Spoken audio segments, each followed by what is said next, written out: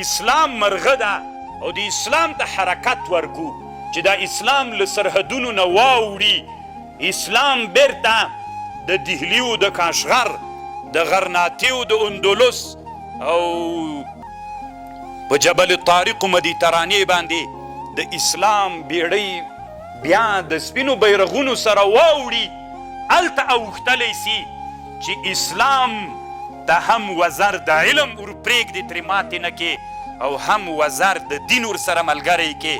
بیا دا مرغه حرکت مدرسې والا د علم وزر تر پرېږدي دا مرغه به همدلته ټپېږي ټپېږي ټپېږي دا مړ کېږي. ګورئ یاد ساتئ طالبانو ورونو داسې ورځ دی الله نه راولي چې په دنیا کې اسلام مړ سي. دنیا کې اسلام په مړ کېدلو د تاسې فکر وکئ لږ دنیا مطالعه کوئ ویې ګورئ چې اسلام په راټولېدلو باندې د علت ما وتایو ځکه مونږ له مرغه نه یو وزر مو ورته پریکه یو وزر مو ورته مات کړی ده. راځئ چې مونږ له هغو علومو سره ځان بلد کړو چې اسلامي امت ورته ضرورت لري. اسلام دا د علامه ابوالحسن علي الندوي رحمه الله خبره ده. ایجاد رباط المقدس الدائم بین الدین والعلم، د علم و د دین په مابین کې یو سنګر جوړ کو.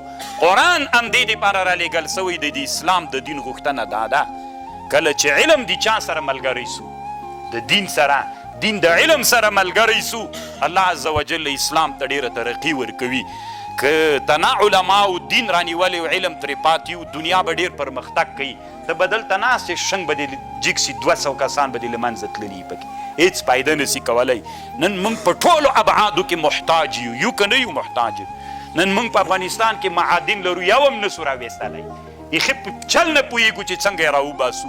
دا احتیاج د که بل چی کفر ته محتاج یې که نه یې محتاج.